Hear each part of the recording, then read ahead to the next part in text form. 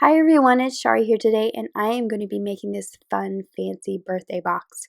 So I'm using the fancy box die, which you can see I haven't even pulled apart, and then the perfectly plaid rainbow paper. I'm going to be using the large piece for the box and the paper pack for the inside. So I'm going to just cut my pieces apart here. I'm using some wire snips. Please be careful when cutting apart dies, because they can be sharp. And I'm cutting a piece of the 12 by 12 plaid paper down to 6 inches so it'll fit through my die cut machine. And I want the outside of the box to be this orthogonal plaid that you see here. And then the inside will be the diagonal. So whatever side of the paper you want to be the outside is the side you want facing up when you cut this die. And I just discovered that Cuttlebug actually has a magnetic cutting mat, so I thought I'd show that to you. When you use this, you place it on top of that A base plate, that white plate. You put your B cutting mat on top of it. It's going to be magnetic through that B cutting mat, so it's going to hold your die in place. And then because that cutting mat has that thickness to it, you're going to want to use a B plate on the top as well, not the C plate that you normally use with a thin steel die like this. So now that I've got my box cut out here, you're going to see that I'm going to start to score or fold rather those score lines that the die cuts, or the die scores, I should say. It doesn't cut. I could have gone ahead and cut out the window that goes in the box as well, and I could have done that at one time, but since I didn't, I wanted to make sure I folded my score lines so I could kind of see where to center it up. But you could have run that through and placed that in there and run it once, since that top piece is actually open. So this is the one I want to use, and I'm going to cut off this excess piece of steel. And please be careful when doing this. As a former eye care professional, I usually snip this under my desk, facing away from everyone and every pet in the room, but I actually happen to have my glasses on today, so safety first, so that a fun day of crafting does not turn into a not so fun day at the eye doctor. So I'm going to line this up, and I'm actually going to be using the tape to hold it in place just so that it's in the exact right place. That magnetic cutting mat is really cool and holds stuff in place, but it can shift very easily if you just move the top plate a little bit, so it's not super strong magnetic wise. So when in doubt, use some tape, and you'll see I'm going to use tape to cut out my images too, just because there's very little wiggle room for getting it wrong. So here is the window cut out, and I really love that that die cuts the stitching detail on the outside of the window. It cuts it on the inside as well, so that piece there that's still in the die I can keep for a future project, because it's kind of like a little tag. So you get a little more wear or use, I should say, out of your dice. So I'm just folding all my score lines here, and I'm going to be putting the adhesive on those little tabs that you see me folding down, and that is how the box is going to form.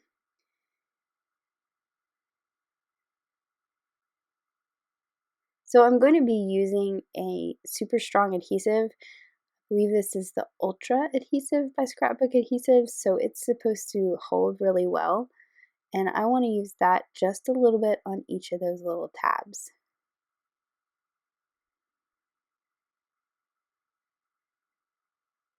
It is a little hard to break off, so you kind of have to pull it really hard, but it sticks a lot better than some of the other adhesives, like the little dots and everything.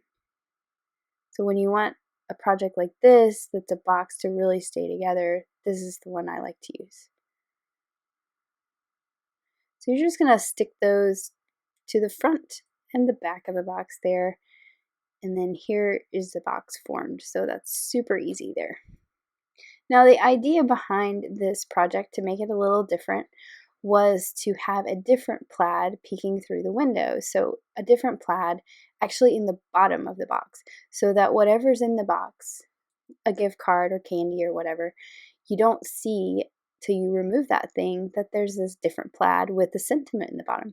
So I'm actually going to use this zigzag rectangle. This is the next to smallest one, I believe, and it fits right in there perfectly. So not only will we have a piece of plaid paper in the bottom, but it'll have a nice little zigzag edge detail to it as well. You could just cut this to the same size as the box if you didn't have this die, but I think this adds a nice touch. I'm going to use that same adhesive, and I'll be honest, I kind of wish I had stuck this in there before I made the box. But you're going to see here in a little bit, I'm actually going to take this box apart because there's another part that I forgot to do before I stuck this down, and I used the really sticky adhesive so I couldn't really pull it up and correct my mistake. What I wanted to do was have a sentiment stamped on that piece of plaid so that when you remove the contents of the box, then you saw the sentiment. And it's really hard to stamp down in a box when it's put together, so I'm very carefully pulling those tabs apart. It happens that they came apart really easy, but at least here it would be a part that we're sticking back together. So hopefully if it tore, it wouldn't tear too bad. But I got lucky and it came apart pretty well. So now I can flatten my box back out so I can stamp my sentiment.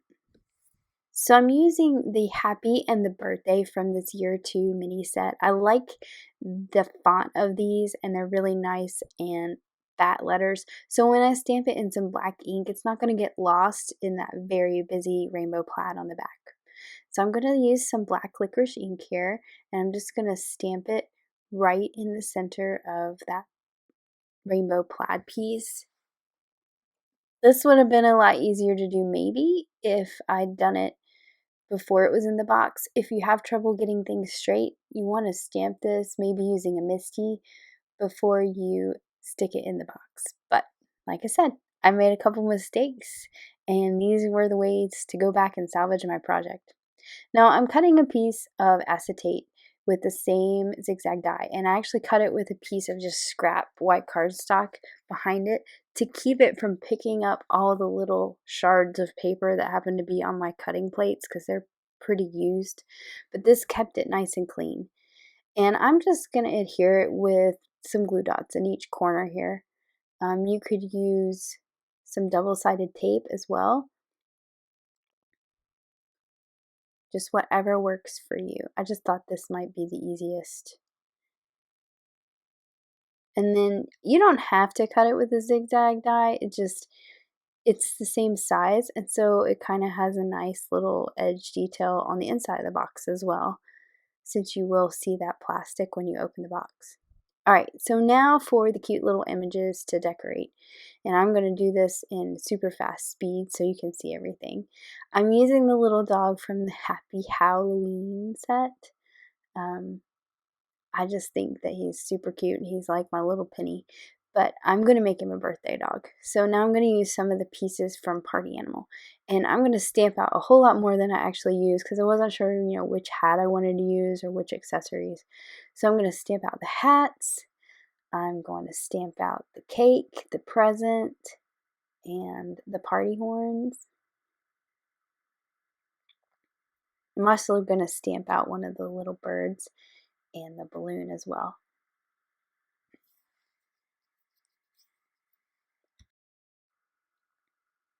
And I'm stamping all of these out in the jet black ink because I'm going to be doing some Copic coloring. So like I said, I've got a few more here that I'm actually going to use. I didn't end up using the party horns at all, and I only used one of the little birds. But here I'm going to do some pretty easy Copic coloring. And starting with my dog, I'm just laying down a layer of some very light brown. So E21, I'm going to go back in with E23. Most of that really pale brown is going to get covered up, but I just like to have a base to start with. And then I'm just putting in a little bit of shading under his neck and on the bottom with some darker browns, and then I will go back with the lighter ones and start blending it out. And I was a little heavy-handed with this one today, so it kind of bled out of the lines a little bit, and I had to go back and try and push some of that color back in with the colorless blender, which kind of worked halfway. And then you'll see later I actually go and fix it with a white gel pen.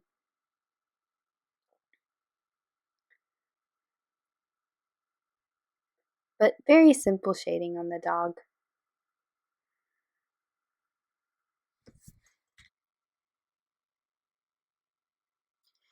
And the light kind of made it look a little funny there, so he ended up being a lot darker than I really wanted him to, but that's okay. And I'm actually going to go in with a very dark brown and add a little bit of spots to him.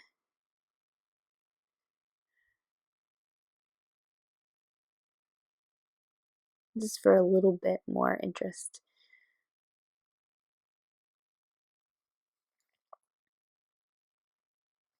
So now I can go ahead and color my little accessories here. So I decided to go with polka dot hat, and I'm trying to pick out some colors that kind of match the rainbow colors in my background.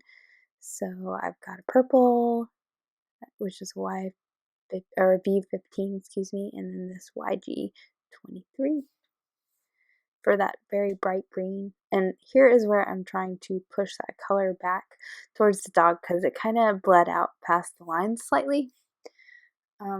It worked a little bit. I'll have to go back again.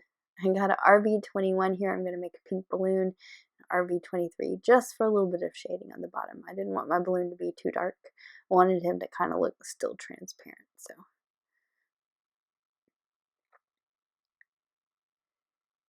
and then I'm going to color a little bird here. And I decided that particular yellow was a little brighter than I wanted. So I want him a little more muted. I don't want him to look like a Easter chicken quite so much. So I went in with the Y21 and then a little bit of shading on the bottom with a YR23, and I'll blend that out. He needs a little, fixing with a white gel pen. When all else fails, the white gel pen fixes it. Just go right up to the edge of the line and you'll never know that brown bled out. So a little orange beak for my bird here, and I'm going to color his hat in some pinks and some purples. And then lastly, I finally decided I think I was just going to do the cake because I think the cake would look really cute sitting right in front of the dog. So I'm going back in with some of the colors I've already used. And then I'm going to grab a teal here for the candle because I haven't brought that color in just yet. And then I'm going to use all the coordinating dies to cut out all these little pieces here. And I will use tape to hold those in place. Like I said, that magnetic plate is pretty good, but when you're using little things, best to use some tape. So now I'm just going to assemble some of my pieces and put that hat on his head using some liquid glue. And I'm going to go ahead and put the cake right in front of him. He's getting ready to blow out the candle. So he's ready to put on the box here in just a few minutes. And I'm going to use glue dots to do that since I'm having to stick it to some acetate. I don't think the liquid glue would work very well. So I've put a bunch of glue dots all over the back of him, and I'm just going to stick it down with the glue dots because that's going to stick to the acetate really well. I'm going to do the same with the other pieces. I'm not going to worry about the string of the balloon, but I am going to put 2 glue dots on the balloon itself so it's nice and stuck down in that top right corner.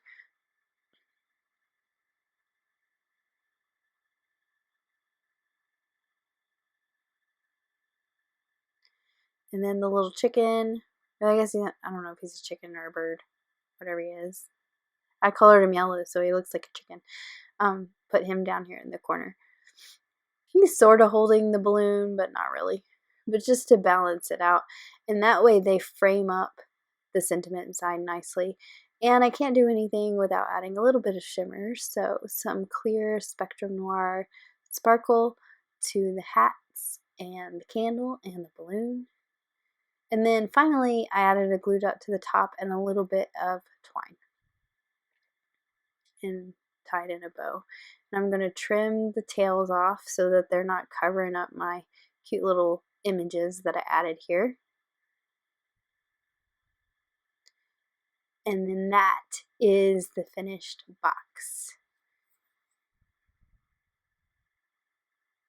So here's a look at it, full of some candy. And then, of course, once you open it up and get all the goodies inside, you get to see the sentiment. Thanks for watching. Have an amazing day. Bye.